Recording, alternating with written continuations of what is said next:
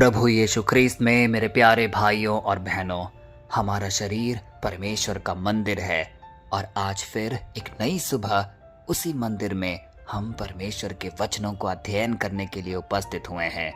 इसकी गंभीरता को समझिए, कितना पवित्र है ये क्षण, क्योंकि आज हम उस जीवंत वचन के सन्निधि में होंगे जो कि हमें पोषण देता है, जो हमें शक्ति देता है और जीवन जीने की एक नई राह दिखाता है। आज का वचन हमारे जीवन की सूखी हड्डियों में जान फूंकने के लिए आया है। आज का वचन जो हम अध्ययन करेंगे वो हमें एक अलग प्रकार की एक शांति को एहसास दिलाएगा, एक संपन्नता का अनुभव देगा। तो आइए बिना विलंब किए हुए आज के वचन को हम ग्रहण करें, जो कि लिया गया है भजन संहिता से, अध्याय 126 पद संख्या 2, और वह इस प्रकार है। तब हमारे मुख हंसी से और हमारी जीभ जय जयकार के शब्द से भर गई। तब अन्य जातियों के बीच कहा जाता था, यहोवा ने इनके लिए बड़े बड़े काम किए हैं। प्यारे भाइयों और बहनों, आज के इस वचन को यदि हम बार बार पढ़ेंगे तो हम पाएंगे कि दो प्रमुखता भाव को दिखाया गया है कि हमारे मुख हंसी से और हमारी जीभ जय जयकार के शब्द से भर गई। ऐसा अमूमन कब होता है? जब कोई ऐसा घटना घटे जो कि हमारे अंतरतम को भी हिला दे, जिससे हम भारी रूप से प्रभावित हो। यह वचन उस समय का है जब इजरायली दासता से मुक्त होकर वापस आए थे। हंसी यहाँ केवल एक भावना की तरह ही नहीं, बल्कि इस बात का प्रमाण है कि परमेश्वर आपके अतीत के दुखों को पूरी तरह मिटाकर आपको एक नई शुरुआत देने का सामर्थ्य रखता है। प्यारे भाई और बहनों, इजरायलियों को यह असंभव लगा होगा कि वो मिस्र की दास्ता से बाहर निकल पाए, लेकिन परमेश्वर ने वह सब कुछ संभव करके दिखाया। क्योंकि जब वचन कहता है कि अन्य जातियों के बीच कहा जाता था, तो इसका भी अर्थ जानना आज अनिवार्य है।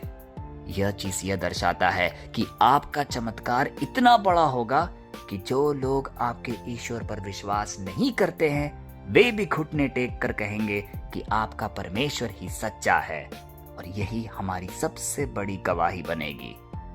प्यारे भाइयों और बहनों, हंसी और जय जयकार, इन दो बातों पर यदि हम अध्ययन करेंगे तो बाइबल में ही ऐसे कई अवसर देखे गए हैं। बाइबल में हंसी अक्सर तब आती थी जब परमेश्वर तर्क को मात देता था, जब कुछ अद्भुत सा हो जाता था। याद करिए जब सारा ने हंसी के साथ इसहाक को जन्म दिया, क्योंकि कई साल बीत गए थे, उसे बच्चा नहीं हुआ था और लगभग स्थिति असंभव सी दिख रही थी। और उसी समय परमेश्वर का बड़ा चमत्कार होता है और इसहाक का जन्म होता है। यह आयत सिखाती है कि परमेश्वर आपकी मेहनत से नहीं, बल्कि अपने अनुग्रह से आपको वह खुशी देगा जो दुनिया की समझ से परे है। आज यदि हम अपने जीवन में भी देखें तो हम भी कई दास्ता से पीड़ित हैं। कुछ लोग बीमारी से, कर्ज से, डिप्रेशन से, निराशा से, कई ऐसी चीजें हैं जो हमारे जीवन में घर कर गई है, और इसी के कारण लोग हमें दुत्कारते हैं, हमें अलग थलग कर देते हैं। लेकिन आज भजन संहिता हमें यह आश्रय देती है कि जो आंसू हमने बहाए हैं बोते वक्त, वह जय जयकार का रूप ले लेंगी जब हम उसे लुनेंगे। यानी आज का दुख, पीड़ा, मुश्किलें जो हम अपनी इस परिस्थिति में झेल रहे हैं, वह कल जब हम समृद्धशाली बनेंगे तो वह हंसी और जय जयकार में बदल जाएगी। और यही है एक ख्रिस्तीय की उम्मीद, एक ख्रिस्तीय की आशा। आपकी आंखों का हर आंसू परमेश्वर के बोतल में जमा है। आपकी हंसी इसलिए गायब है क्योंकि आप अभी बोने के समय में हैं। लेकिन विश्वास रखें कि आपके जीवन में एक ऐसा अचानक सा पल आने वाला है जब आप पीछे मुड़कर देखेंगे और केवल हंसेंगे। हमारे जीवन में भी ऐसे कई अवसर होते होंगे जब हम अपने बीते हुए दिनों को देखकर हंसते हैं, मन ही मन विचार करते हैं कि हम कितने मुश्किल समय में थे, कितनी परेशानियां थी, कितनी दिक्कतें थी।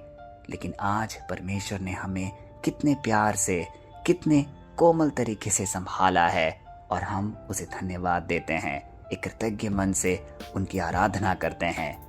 यह सब कैसे हुआ? क्योंकि परमेश्वर ने हमें कभी छोड़ा ही नहीं था।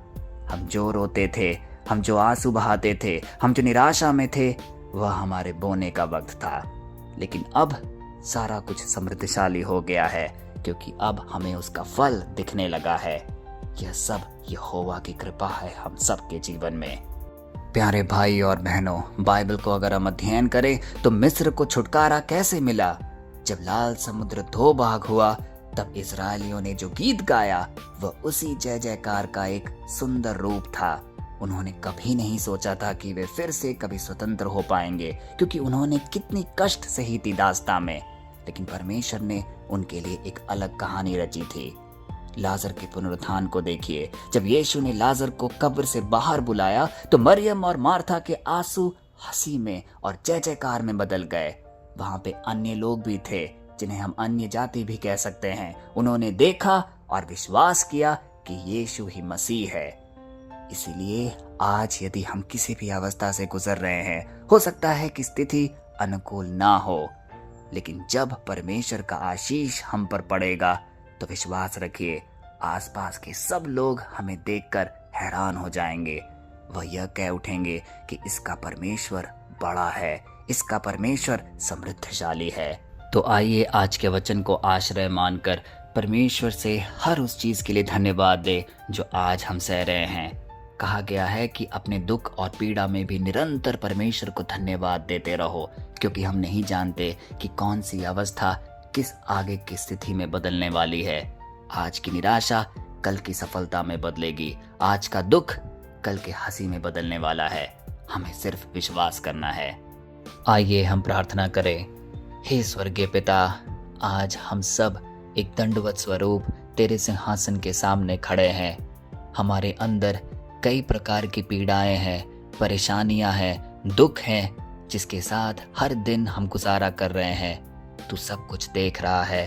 तू यह भी देख रहा है कि किस प्रकार हम हर दिन आपके वचनों पर अध्ययन कर रहे हैं। हमारी निष्ठा को, हमारी प्रार्थना को अपने पास रख, उसकी सुधि ले, जिससे कि हर वह पुण्य फल हमें मिले जिससे हम तेरे और पास आ पाए।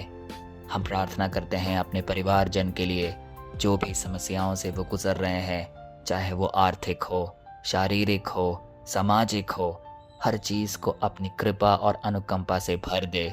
जहां भी कमी है वहां पे भरपूरता लेकर आ। हे प्रभु, हम तुझे अपने अंतरतम को समर्पित करते हैं। कई बार जाने अनजाने में हम कई पाप कर बैठते हैं और बाद में पाप बोध होता है। हे प्रभु, हर उस पाप को करने के पूर्व ही हमारे मन में एक बदलाव की क्रिया जगा, जिससे हम हर बुरे काम से कोसों दूर हट जाएं। हे प्रभु, हम आज तेरे वचन पर पूर्ण भरोसा रखते हैं कि आज की हमारी दुख, आज के हमारे आंसू कल के हंसी और प्रसन्नता में बदलने वाली है। हम खुले मन से तेरा जय जयकार करना चाहते हैं। तो सदैव हमारे साथ बना रहे। हम ये सारी प्रार्थनाएं, ये सारे निवेदन तेरे सामर्थ्य नाम पे करते हैं। आमीन। प्यारे भाई और बहनों, आज इस प्रार्थना सभा के पश्चात एक हारे हुए व्यक्ति की तरह नहीं, बल्कि एक विजय व्यक्ति की तरह खड़े रहिए। आपके चेहरे की हंसी आपकी सबसे बड़ी जीत की एक सुंदर गवाही होगी। शत्रु चाहे आपको रुलाए, आपको परेशान करे, आपको चिंतित करे, लेकिन यहोवा आपके साथ हमेशा खड़ा है। वह बड़े बड़े काम आपके जीवन के द्वारा कार्यान्वित करने जा रहा है और उसे देखकर अन्य सभी चकित रह जाएंगे, हैरान रह जाएंगे। तैयार हो जाइए, क्योंकि आपकी अगली गवाही आपके पूरे खानदान को बदल कर रख सकती है।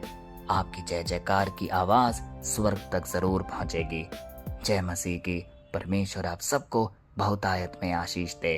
कल फिर हम मिलते हैं। तब तक के लिए पिता परमेश्वर की असीम दया, कृपा और क्षमा में आपको, आपके परिवारजन को, आपके हर एक निवेदन को हम प्रस्तुत करते हैं, पिता, पुत्र और पवित्र आत्मा के नाम पर।